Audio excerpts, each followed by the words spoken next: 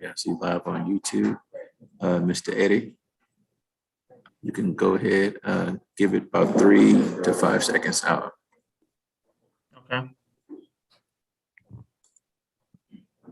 We're holding right now. Just Mr. Eddie Scott, you may start. All right, will do. Wonderful. Good afternoon, everyone. Thank you so much for joining us as we are a part of the Grand Chapter meeting for Kappa Alpha Psi Fraternity Incorporated.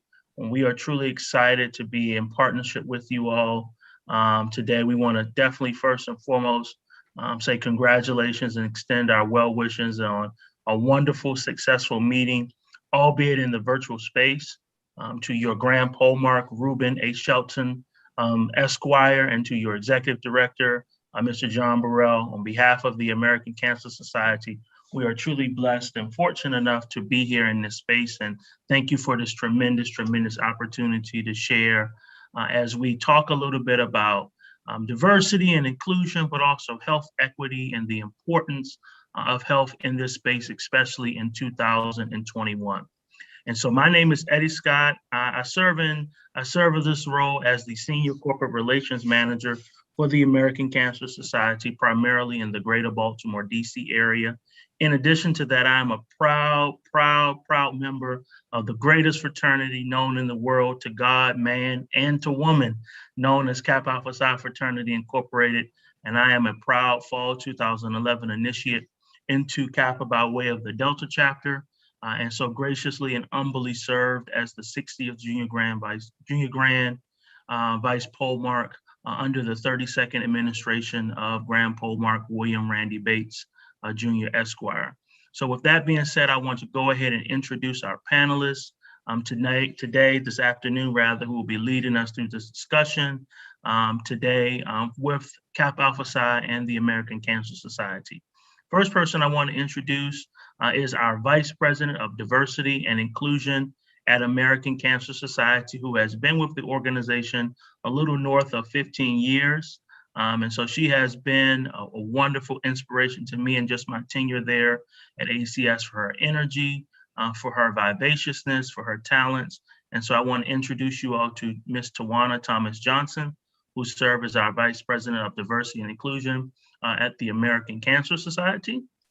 Secondly, our second panelist is, I've met this person just recently, but I feel like I've known her just by some of the work and the tremendous thing that she has done for the American Cancer Society as a consultant, and that of Dr. Sharon Allison Ottey, CEO of Garlden, Inc.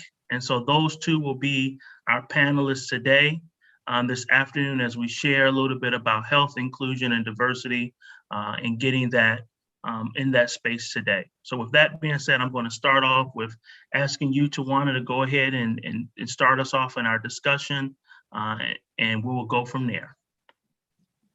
Thank you so much, Eddie. We bring greetings on behalf of the American Cancer Society, which is the nationwide voluntary health organization dedicated to eliminating cancer as a major health problem. To the Grand Polemarch, Reuben Shelton, the executive team, the executive director, John Burrell, and to all of the men of Kappa Alpha Psi Fraternity Incorporated, we are so honored and humbled to join you for your 85th Grand Chapter meeting.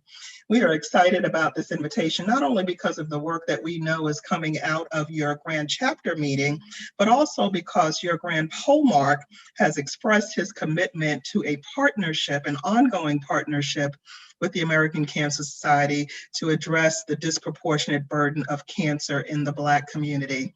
If I ask those of us in the virtual room to raise your hand if you've been touched by cancer, either as a patient, a caregiver, family member, loved one, community member, every hand in the virtual room would go up. We know that cancer is having a devastating impact on our community. And that's why this partnership between Kappa Alpha Psi Fraternity and the American Cancer Society has come together for such a time as this to do a mighty work in addressing this disproportionate burden. So Eddie, with that said, let's go ahead and dive into the presentation. If you would move us to the next slide. So I want to talk a little bit about the ACS's commitment to diversity, equity, and inclusion. We think it's important for you all as an organization to understand who we are and how we are centering diversity, equity, and inclusion into everything that we do. As an organization, we are more than 107 years old, and we do have a vision around DE&I, and that's to fully engage diverse and multicultural constituencies in the American Cancer Society's work and mission, revenue, and talent, driving our relevance, impact, and growth in every community touched by cancer. We have, as part of our core values, a core value around diversity. And that's really important for us as an organization because, again, we have to make sure that the work that the ACS does, whether it's through research or our patient programs or the work that we do in terms of community engagement, that we are reaching all communities touched by cancer. And that's part of the work that our team is responsible for doing in partnership with our executive team. And we are so thrilled to have a new CEO, Dr. Karen Knudsen, who really understands the value and the importance of centering diversity, equity, and inclusion into the mission of the organization. Next slide, please. So a little bit about what we do in the DEI space. We are an active member of the CEO Action for Diversity and Inclusion. I think we have all, in this last year and a half, we have seen many organizations that have jumped on the diversity and inclusion bandwagon, and there have been lots of organizations that have put teams in place and hired chief diversity officers, but I'm really proud to say that the American Cancer Society was on this journey well before the events of summer of 2020. We have had a diversity, equity, and inclusion team at our global headquarters for more than 5 years. We are an active part of this coalition with more than 1,600 organizations across the country that are elevating the work that we do around creating not only more inclusive workspaces, but also advancing racial equity and other forms of equity in the larger community. So we are a leader in the space, and we feel very good about that. Next slide, please. So just to share with you a few of our goals around diversity, equity, and inclusion, certainly we want to have an organizational culture which embodies our core value that I mentioned a few minutes ago. And then also we have a focus on the recruitment, retention, and development of diverse staff and volunteers at all levels of the organization. I was on your website earlier and I noticed that you all have a job board. One of the things that we hope to do vis-a-vis this partnership is to be able to provide members of Kappa Alpha Psi fraternity opportunities to apply for ACS employment opportunities, whether we're talking about as staff or volunteer positions. And then the third goal there is around expanding our relevance in all communities touched by cancer. Next slide, please. So here are a few outcomes that we just want to share with you, some things that we have done, and most of these outcomes are prior to the pandemic, just to give you a sense of how we work in the diversity space. We have several partnerships in the diversity sector with members of the Divine Nine. We also work with national denominations such as the AME Church, the National Baptist Convention. We work with Hispanic Latino organizations, and collectively, these organizations support us not only with volunteer diversity, but also raising dollars for our mission, which is critically important to being able to fund our mission and our patient programs. I mentioned to you that we have a focus on workforce diversity. We have, in the last 3 years since we've been leading the team, we have seen significant growth in the numbers of diverse individuals that we've hired into the organization, and also that we are promoting into more senior roles in the organization. And that's really important because we know that there are a lot of organizations that are attempting to do work around workforce diversity, and they set targets, but for one reason or another, they have not been able to achieve those targets. Well, we are achieving our targets. In fact, in many instances, we are surpassing the targets that we've set as an organization. We also work very closely with organizations that serve various sectors of the African American community, including organizations that focus on LGBTQ populations, female organizations, so on and so forth. So there's a lot that we're doing to ensure that both our internal and our external work is representative of our diversity core value. Next slide, please. So these are some of the organizations that we convened last September in response to the events of summer of 2020. One of the things that we said to our CEO at the time was that it was important for us to convene some of our partners to come to the table so that we could listen and take their guidance as to how to better support and better engage the African American community. And these are some of the organizations that have come together as a stakeholder advisory group and continues to advise our executive team. So you'll see there Delta Sigma Theta sorority, the Links Incorporated, Zeta Phi Beta sorority, Phi Beta Sigma fraternity, Alpha Phi Alpha fraternity, the 100 Black Men, the AME Church, the National Black Justice Coalition, and we are very proud that Kappa Alpha Psi will be joining this group as well. And it's a really important group in that this group of organizations, this collective group of organizations, is providing guidance to us on how to develop campaigns and messaging that will deliver cancer prevention and early detection messaging to the community in a way that is culturally appropriate, that resonates with the community, and will ultimately result in behavior change. Next slide, please. So I want to talk a little bit about our current reality when it comes to the cancer landscape before I turn it over to Dr. Adi. Next slide, please. So what are we talking about, right? We find ourselves, we're meeting virtually. Obviously, we know that the pandemic has had all kinds of challenges, socio-political, economic, health challenges that certainly have exacerbated many of the inequities experienced by our communities. So when it comes to cancer, right, we know that we are seeing significant delays in cancer screenings, which ultimately are resulting in late stage diagnoses and ultimately will lead to outcomes that are not as favorable had we been able to diagnose those cancers sooner. So when we sort of overlay fear, stress, grief, uncertainty with the typical barriers that we see when it comes to cancer prevention and early detection, it really means that we've got a significant challenge ahead of us. And that's why this partnership is so very important. Next slide, please. This data point is really important for us to kind of keep top of mind. 80% of cancer patients have seen a delay in their healthcare. Right? So you have a cancer diagnosis because of the pandemic, you are not experiencing the healthcare that you might have received prior to the pandemic, which means, again, less favorable outcomes. And when it comes to early detection, we know that we are not diagnosing cancers we know are there. I was speaking with one of my Link sisters who's a radiation oncologist, and she shared with me, and again, she was almost in tears when she shared this, that the cancers that she is seeing in her clinic are just tremendously delayed, and as a result, she's seeing much later stage diagnoses. Next slide, please.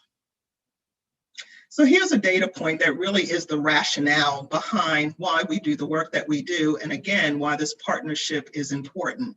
Blacks have the highest death rate and shortest survival rate of any racial or ethnic group in the US for most cancers.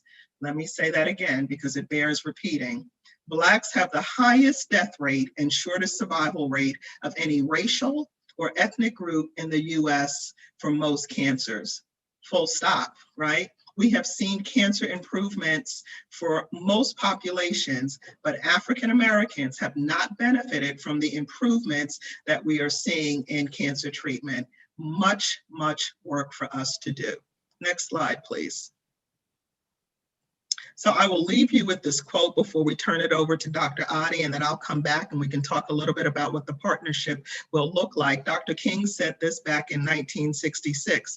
Of all the forms of inequality, injustice in healthcare is the most shocking and inhumane. So more than 40 years ago, 50 years ago, this quote was made by Dr. King, and yet we find ourselves here now in 2021 in this pandemic environment where we're still seeing African Americans experiencing some of the highest inequities across the disease spectrum.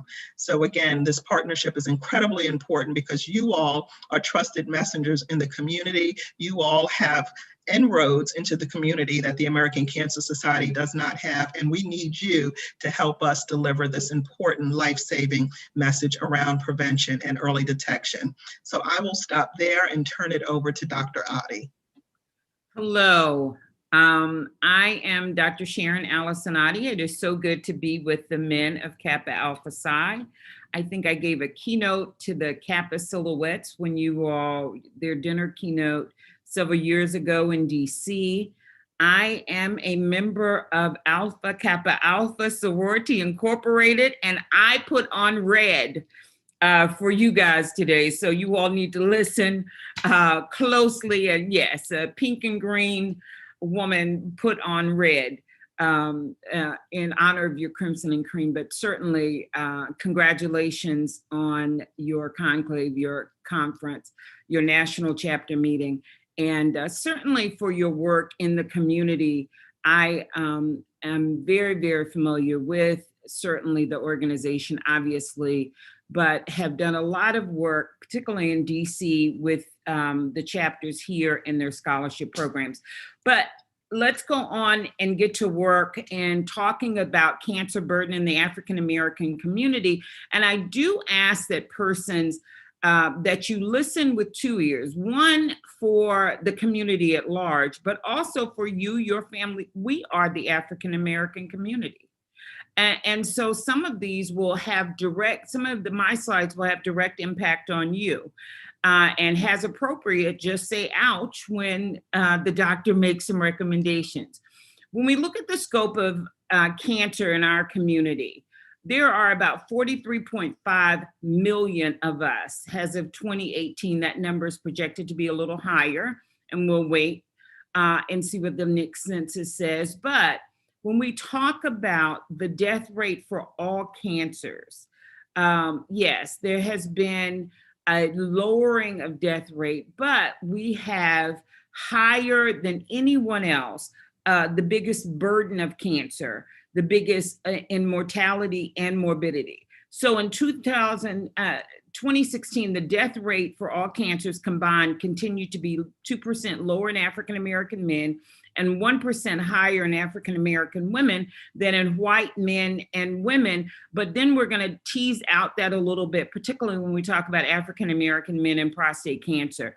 Lung cancer continues to be the leading cause of cancer deaths in both men and women, and one of the most preventable cancers that we have. Then you have prostate cancer in men and breast cancer in women. And then number 3 is colorectal cancer for both men and women. Next slide.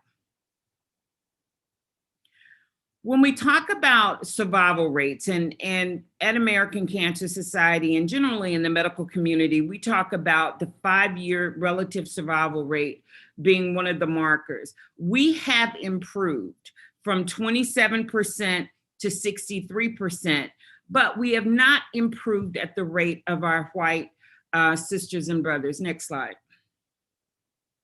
So that is a bit of good news, but we need more good news. And I think you need to go back one. Oh, no, that's fine. You can go ahead. Now, when we talk about lung cancer, of course, we have to talk about cigarette smoking. And 14.9% of African-American adults in 2019 were smokers. I honestly, as a woman originally from North Carolina, I don't understand how people can afford to smoke as much as cigarettes cost, how you can afford it for your health or your wallet, but we still have an issue. And particularly in pockets around the country, this number is actually higher. Black high school students use less tobacco than their white counterparts. However, we are still going to be looking at other smoking, vaping, and other things that are being smoked now and their impact. When we talk about cancer risk and lowering risk, one of the first things we can do is to just get cigarettes out of our community, out of our homes, out of our cars, out of our purses, and out of again, our pockets. Next slide.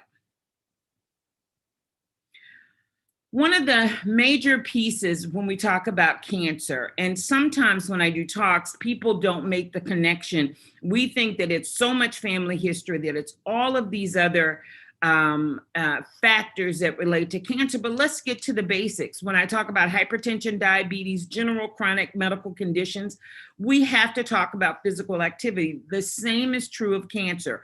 Over 1/3 of African American adults have no leisure time physical activity. And then with African American women, we are more likely than men to be physically inactive. So men are more active than my sisters, but all of us have work to do in this area. And certainly this should be looked at as cancer prevention. Next slide. Unfortunately, obesity, being overweight, and physical inactivity are major issues in our community. When we talk about diabetes, diabetes remains epidemic in the African American community, more so in African American women, but certainly across the board. Diabetes, heart disease, stroke, and obesity increase the risk of many cancers, including breast and colon cancer off the cuff, kidney cancer, pancreatic cancer, just across the board. If you have obesity, being overweight, and inactive, and this also leads to diabetes, heart disease, and all of that, we know that your risk of cancer is higher. 46% of us are considered obese. A whopping 75% are considered overweight or obese. So we have work to do. And it is imperative that we talk to families. And that's why I want you to listen for yourself, listen for our communities, but for our spouses, our daughters, our wives, our mothers. African American women are more obese, more overweight than white women. And no, what I often get in live communications is, oh, the scales are different for us. Oh, our bones weigh more. All of that is a crock of nothing.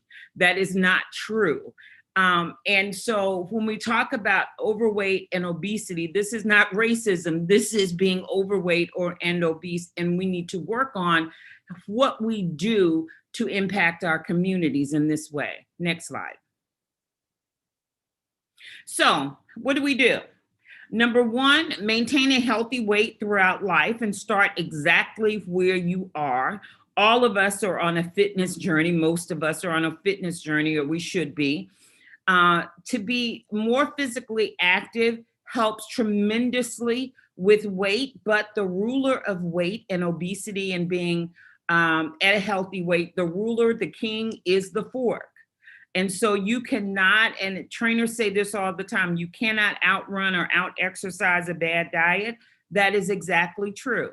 So we have to consume a healthy diet with an emphasis on more natural things from the ground, like fruits, vegetables, those things, than chemically serviced and preserved meats. If you drink alcoholic beverages, limit consumption. That also is a risk factor for many cancers.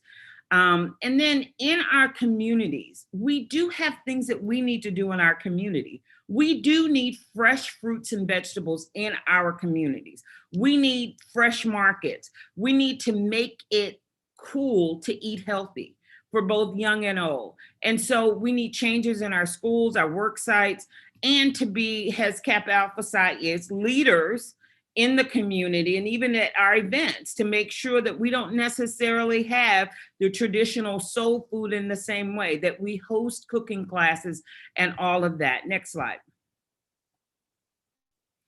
And then going back to being physically active, again, I want to stress that the fork is king as it relates to being overweight or obese, but physically active, even if you're at normal weight, you still need to work out. Even if you're underweight, you still need to work out.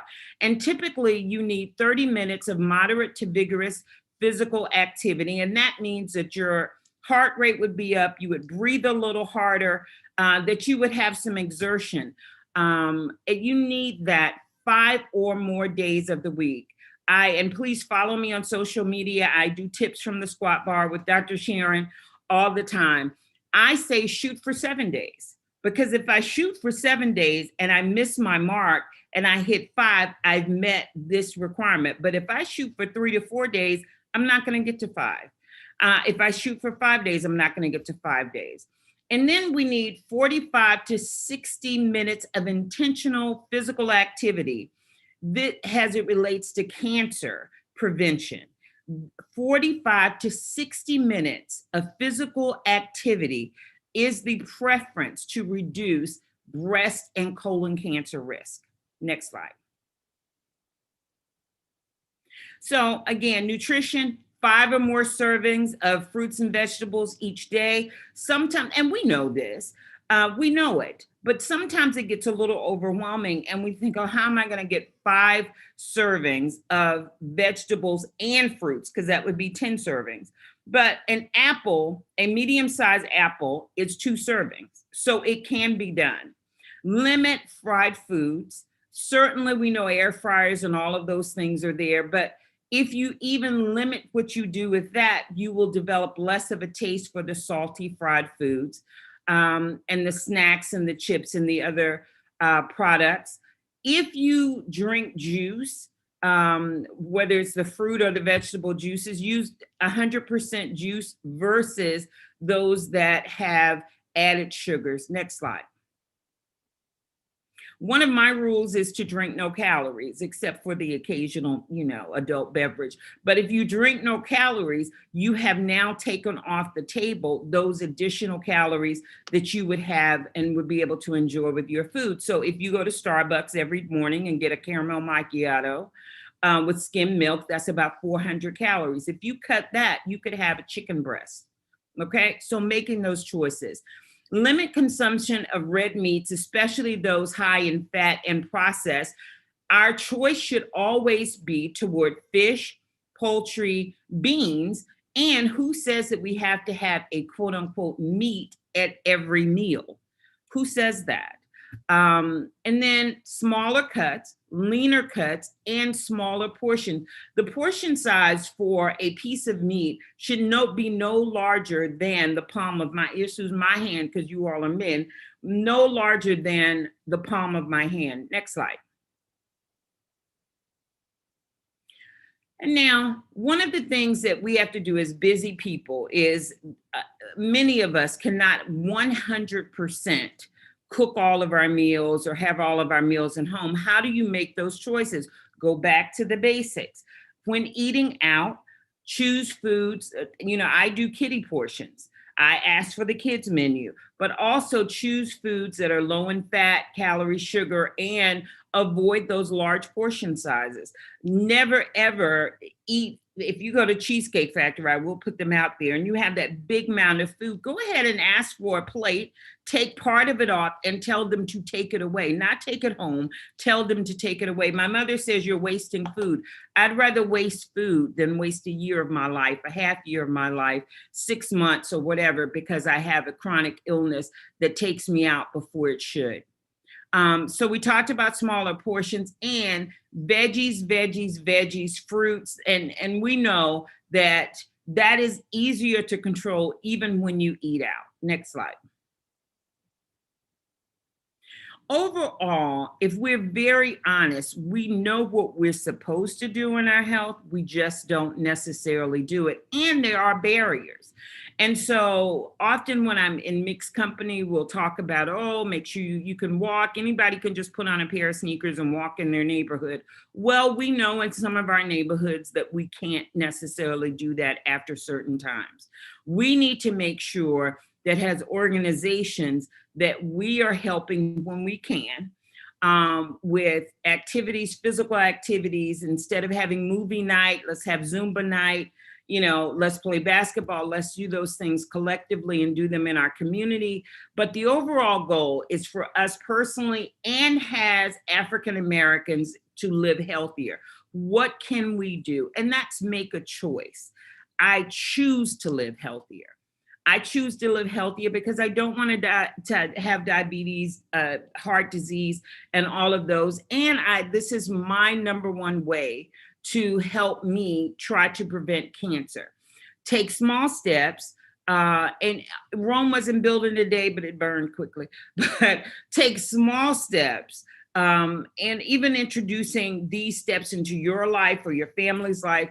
Again, don't say, well, I'm never, ever, ever going to have fried chicken again. That's a lie. You're lying. It's not going to work. But you can say, I'm going to have a drumstick. I'm going to have a wing or whatever. once every 2 weeks or whatever. And I'm going to watch my portion sizes. I've talked about fruits and vegetables. I'm going to get to moving. I'm going to be more active. Those stairs are there for a reason. And activity is not pushing an elevator button.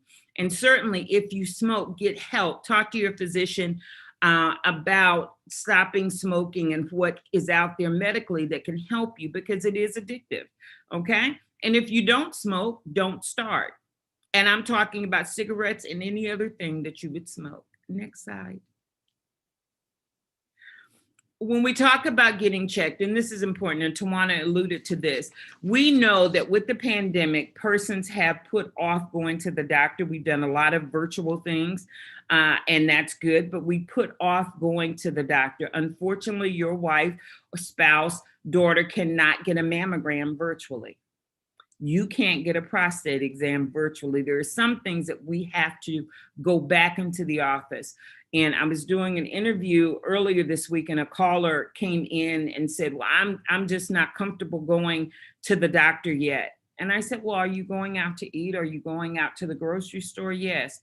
Well, you're going out to restaurants, but you're not going to your doctor. Let's be real in this. And we know that even pre-pandemic, African Americans had less use of the healthcare system, let alone that we know that there are issues within the healthcare system when they see a Black face, but we use the healthcare system less. So instead of us going just when we're sick, prevention is key. Early detection is key and paramount when we talk about cancer. So don't just think that if no one in my family has had cancer, I'm good, I'm cool. No, actually, even if no one in your family has had cancer, and if you have no symptoms and you're doing great, you think you're healthy, depending on where you are age-wise and other risk factors, you need to get screened. And I will talk about this from the standpoint of colorectal cancer. African Americans are at higher risk. You need to get screened. When you talk about women, 40 to 44 years old, there's the option for women to go ahead and start breast cancer screening with the mammogram every year, especially in African American women who often get a more aggressive form of breast cancer. It is imperative that we get diagnosed early and get in the system. And certainly when we talk about cervical cancer screening, and all of our screening activities, we need to make sure that we are on point, and that we put them on our calendar, and that we follow up. If you get screened and you're supposed to follow up in 3 months, in 6 months, or whatever, that you actually do the follow-up. Next slide. Now, one of the key parts of just talking about cancer, and particularly cancer in men, is prostate cancer. And when we talk about African American men and the rates of prostate cancer, we know that we are behind the 8 ball. So at age 50, for men who are at average risk of prostate cancer and are expected to live for at least 10 more years, certainly there are recommendations for early detection. Talk to your doctor about what the recommendations are for you, your symptoms, or even your family history and all of that. Age 45 for men, we need to start screening for men at high risk of developing prostate cancer. And it's important that this includes African Americans and men who have a first-degree relative, father or brother, diagnosed with prostate cancer in an early age, and that would be younger than 65. This is key. African American men are at high risk of developing prostate cancer and having a poorer outcome. And then at age 40, for men at even higher risk, those who have more than one first-degree relative who have had prostate cancer in an early age, at age 40. So no, don't wait to 50, at age 40. If your dad, your uncle, have had prostate cancer, certainly you need to get screened early on. And this needs to be core to any activities. I would love to see Kappa Alpha Psi put this into action in your chapter meetings, that you talk about it, that brothers kind of buddy up, as women do with breast cancer, but they buddy up and say, hey, have you been checked? Next slide. So where do we go from here? And that is the question. I think I'm going to punt it back over to Tawana right about now. And certainly will be open for questions. Oh, you're on mute, Tawana.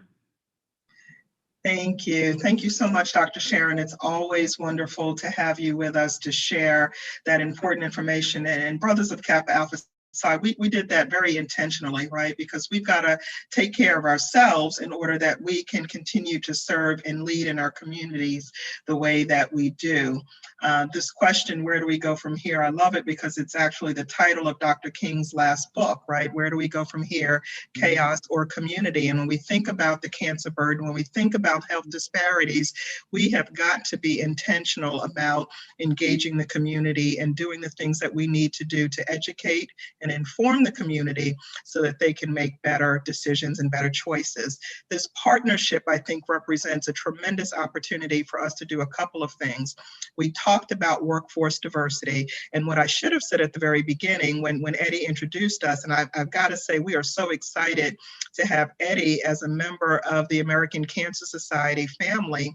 And he has, just in his short tenure with the ACS, already brought to us new relationships that are helping us do a better job of engaging the multicultural communities that we serve, including the relationship with Kappa Alpha Psi fraternity. So thank you, Eddie, for your leadership and your perspective. And I think it's just a wonderful example of why workforce diversity is so important, right? Because when you have diverse backgrounds, diverse perspectives, the outcomes are different. The outcomes are better. You get more innovation and better ideas to accomplish the things that you're looking to accomplish.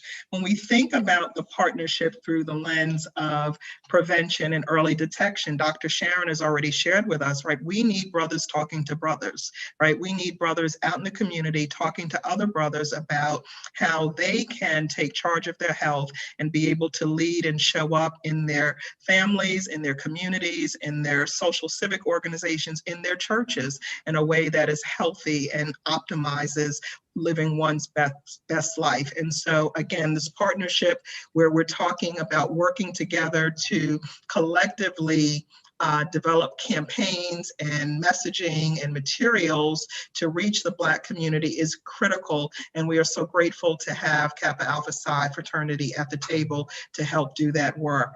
The third piece around the partnership that I think is incredibly important will be around volunteering in support of the American Cancer Society.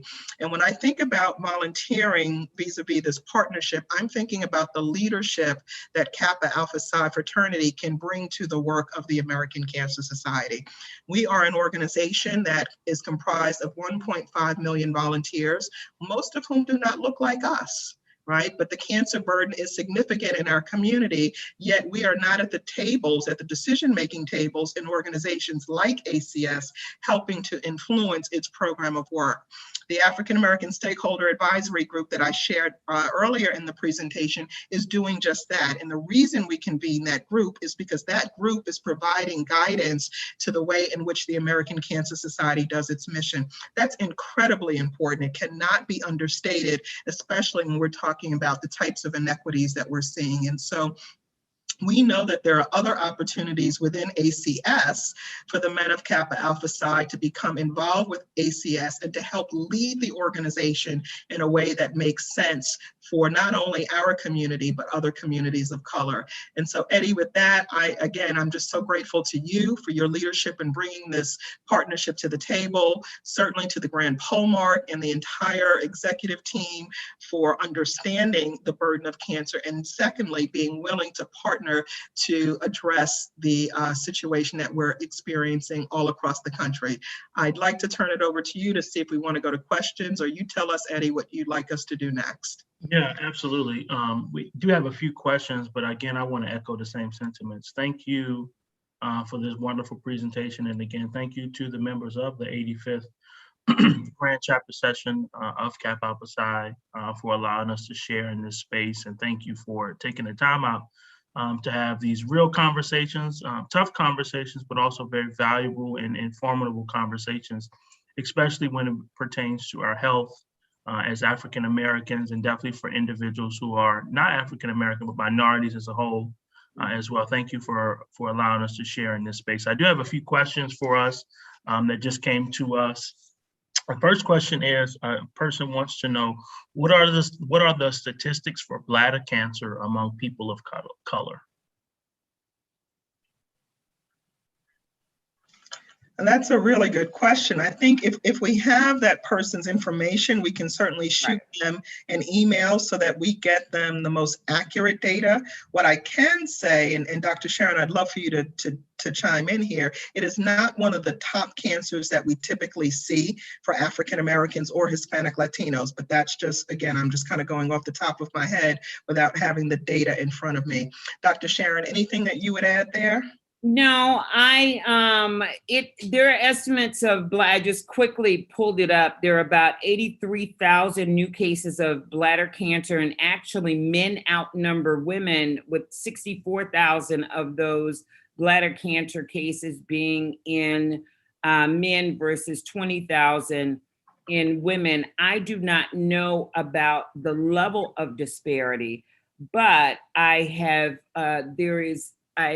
certainly with the National Medical Association Urology section, they have talked, which is the Association of Black Physicians, they have talked a lot about different types of cancer, including pancreatic and bladder.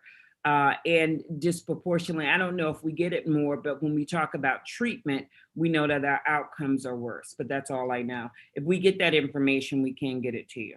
And Dr. Sharon, I do have it, so thank you for that. So correct, we do not, our incidence rate is significantly lower than that of our white counterparts. However, when it comes to mortality, there is definitely a disparity. Awesome. Right, thank you. Awesome, thank you. A few more questions. The first question is, what resources does the American Cancer Society provide to help individuals who may have been diagnosed with cancer or trying to figure out what to do with cancer diagnosis? That is a great question, and we're so glad that you all asked. On this slide, we have our website. We also have our 800 number. So there are a plethora of resources that the ACS provides, from information to around prevention and early detection, to treatment options, to connecting folks to resources in their local community. You can certainly use the 800 number to be connected to one of our cancer information specialists. But we would invite you to use the email address inclusion@cancer.org, which is the email address from my team, so that our team can get you connected directly to whatever type of resource might be needed. So again, that's inclusion@cancer.org. Awesome, thank you. Three more, I think we have enough time for that as well.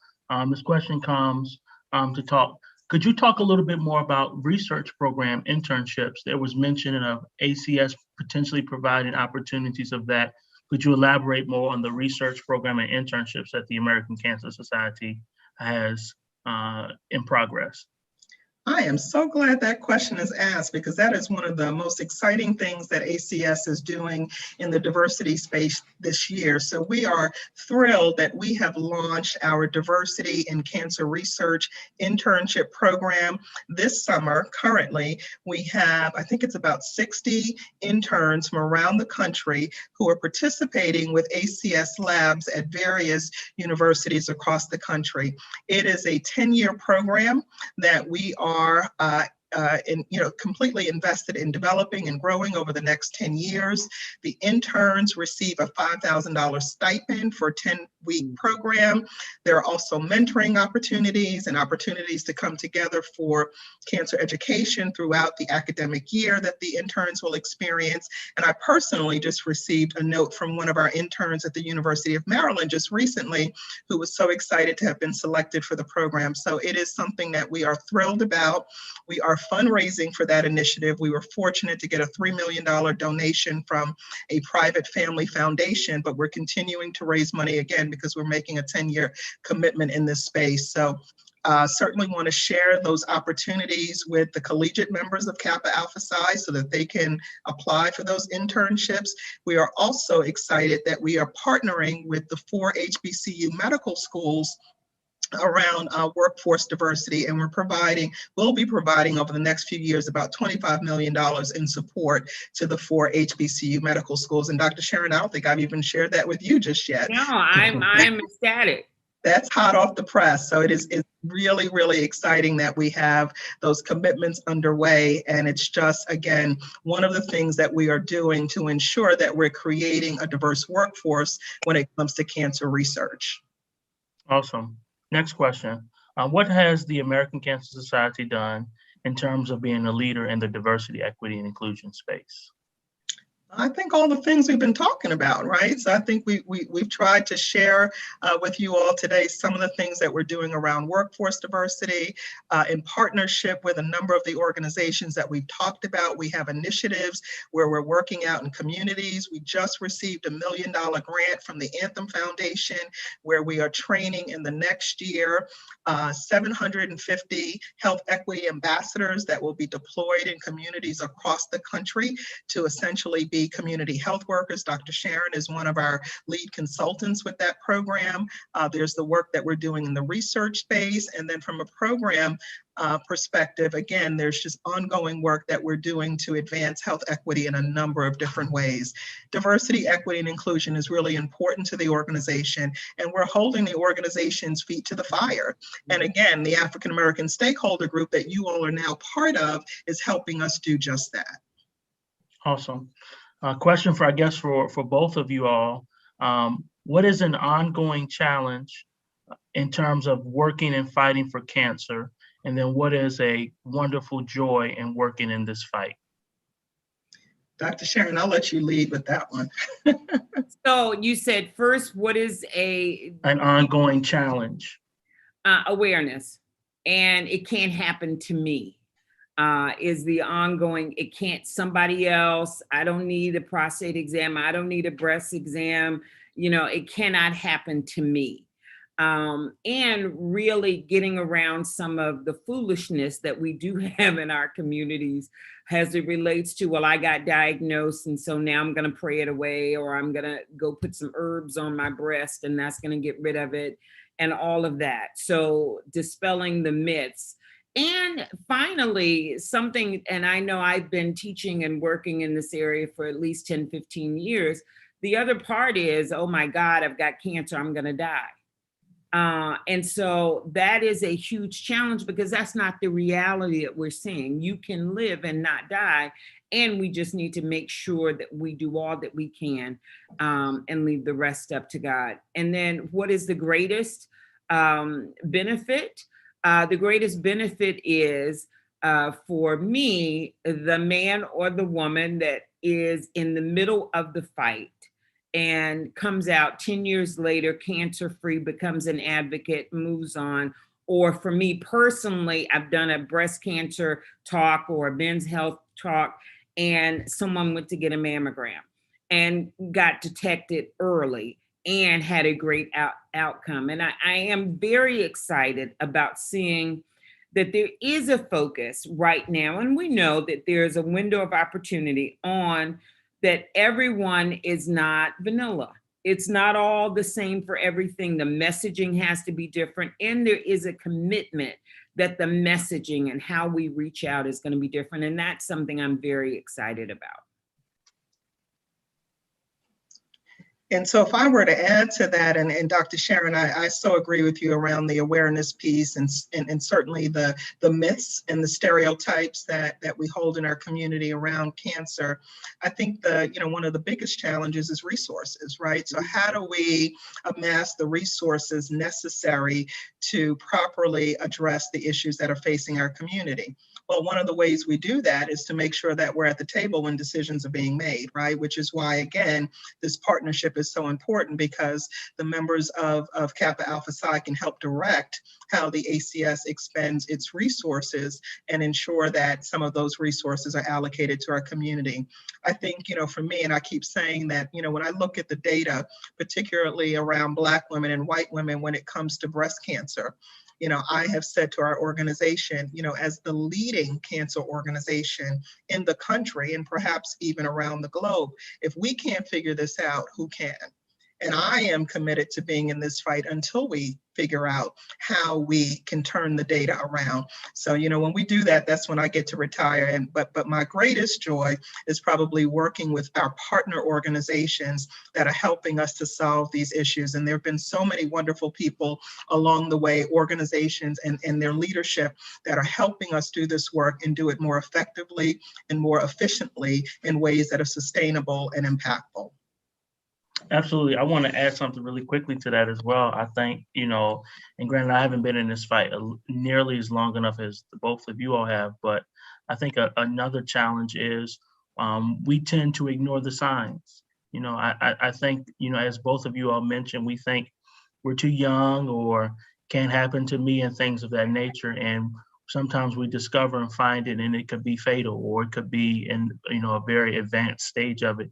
And so the time and commitment where we could have found this well in advance, we tend to ignore the signs. I think we tend to realize and think we have time, but time waits for no person, nobody. Something we can't buy, something we can't rent or own, it's inevitable. Mm-hmm. So I think that's definitely one of the challenges, in this area, is learning that, we ignore things. But one of the highlights and joys about it is, the look when you find out that you can connect with an organization like this, when you connect with companies and persons, individuals about this. And, it's so funny in onboarding, Tawana, I think you had mentioned this to us, people would think we are cancer experts because we work at a cancer-based organization. So in a lot of ways, where all of us are not cancer experts, we are experts in the fact that we know how to bring awareness. We know how to position and connect people to the right individuals with things of that nature. So for me, I definitely enjoy this work, and I think it's enlightening because people, in my era, my millennial era, I think we think that it can't come to us. But one of the things that I've found out and seen more recently, there are a lot of younger people are getting diagnosed. Mm-hmm. And some of them are fighting and curing from it. And some of them are also passing on, in their fight. So I encourage all of us, don't wait, until we are, as you mentioned, in some of those age or numerical demographics. But if we feel something, don't ignore that sign. If we think something's wrong, if we feel something, we do something, definitely take advantage of that as well. So we got 2 minutes, and our last thing, and we'll wrap up from here, is before you retire or leave the American Cancer Society, what's one thing you would love to accomplish with unlimited resources, no limitations at all? Wow, that's a big one. I don't know, Sharon, I think it's this African American campaign that we've been talking about, right? So if we can get this campaign, and we're so excited about it, it's going to be focused on prevention and early detection. We're going to have commercial spots. We're going to have digital assets. We're going to have celebrities and organizational leaders lending their voice to it. If we can get that off the ground in partnership with 12, 13, 14 national Black organizations, that's historic, right? Yes. So I think that's it. Mm-hmm. What do you think, Eddie? Yeah, I think the same thing. I would say, for me, I would love to say find a cure for everything as an unlimited, but I definitely think, what you mentioned is powerful, and getting, those individuals who have the resources and have the power and the voice and the connection to connect with people of all genres, ethnicities, orientations, age, and demographics, I think is powerful in itself. So I definitely stand in sentiments with you on that. Absolutely. Well, I do want to say again, and we cannot, I don't want to say stress it enough, but we cannot continue to say enough how grateful we are to you, Kappa Alpha Psi, particularly to the Grand Pole Mark, Ruben Shelton, and Executive Director Burrell, and to the members of the 85th Grand Chapter meeting of Kappa Alpha Psi. We truly appreciate this opportunity. We truly appreciate the opportunity to share just a tidbit of information, just a nugget of information, because there's so much information that just an hour is not enough time in doing it. However, we do encourage you to definitely, as Tawana had mentioned earlier, to go on to our website at www.cancer.org. Please email us if you have questions, if you'd like to know more about the various programs that we've talked about, especially our diversity and research program. Definitely when it comes in terms to finding the other resources, that we have to assist with cancer diagnosis, cancer research, funding opportunities, all of those opportunities. Please feel free to take it upon yourself to share with your family, with brothers, fraternity brothers, friends, colleagues, because we definitely want to, our goal and our mission is definitely to find cures, but also to eliminate and eradicate cancer throughout the world so that we can be in a much better place and continue, as Dr. Sharon mentioned, to get our activities, our physical activities and things of that nature. So again, from the bottom of our heart, we truly say thank you. And we look forward to connecting with you in the future with other opportunities, and also connecting with you as other information comes about. Thank you all so much. Have a great rest of your meeting and a wonderful, wonderful afternoon. Thanks, everyone. Thank you.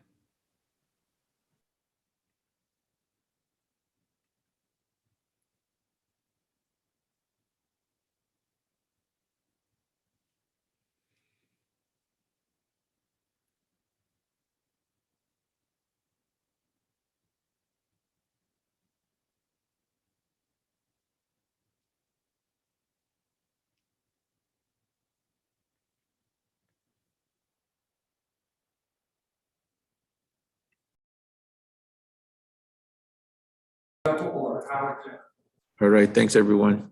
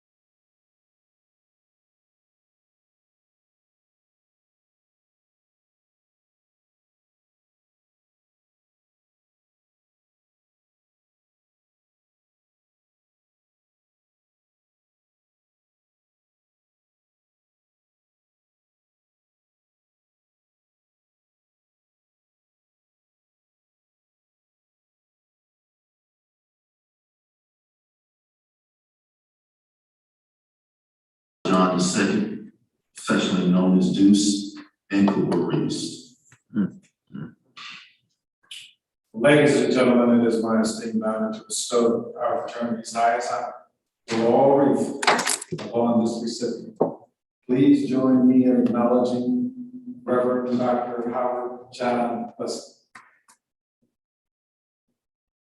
I know the protocol has already been established, but recognizing our grand pole marker of Reuben Shelton and all those who serve alongside him in leadership, the greatest fraternity God has ever created. I am humbled beyond words to share gratitude and thanksgiving for this honor on tonight.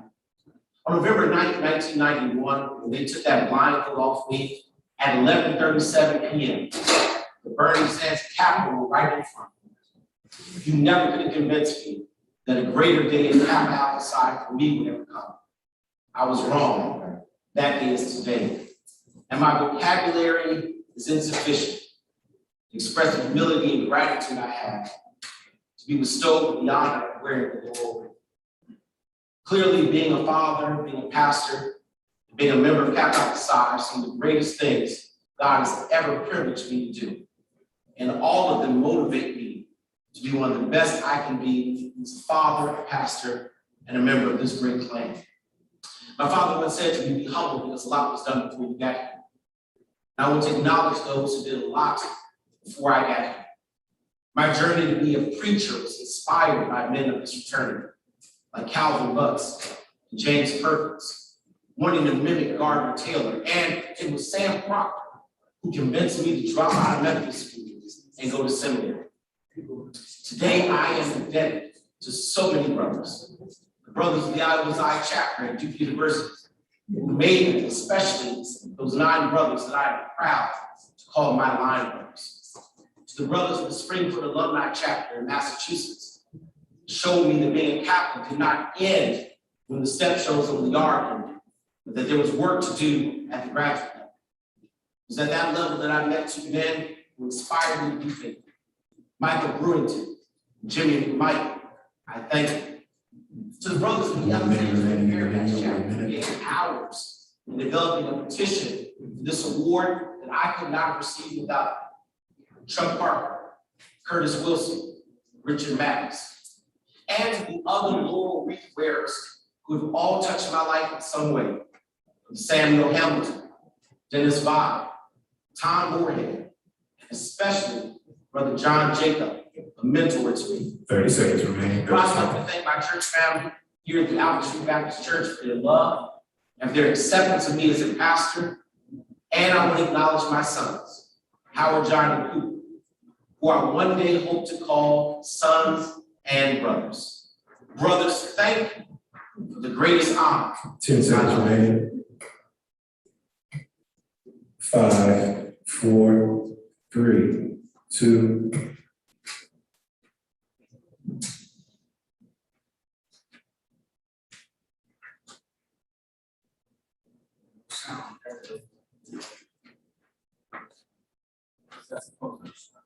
What's that supposed